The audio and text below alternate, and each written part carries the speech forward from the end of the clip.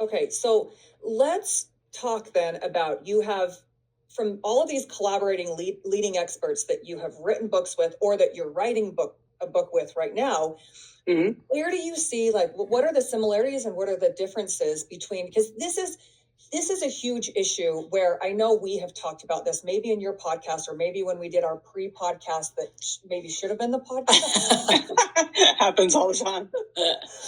Where we talk about this,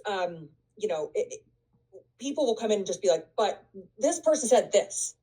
This is it because they said it. And we're like, well, there's always a realm of everything. So what are the similarities and differences that you have seen with working with, different experts, writing a book, or even in the podcast world? I think broad strokes, at least a lot of the people that I work with, I follow, collaborate with,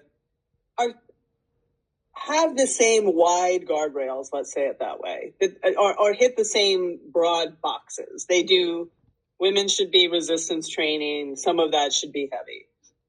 You need some form of cardio. What does that look like? People don't necessarily agree on that. That's definitely a point right now where people are like, oh, zone 2, or no, there's all those arguments. How much protein should you eat? But I think they all sort of believe in the overarching ideas of those, that you need these things. It's the nuance where they have different ideas. And as somebody who has written books for 30 years now for all different people, you can find literature to support almost any of those nuances. That's just true.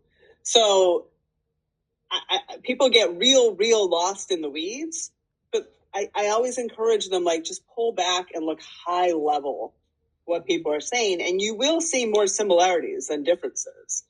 And then what works for you. And you and I talked about that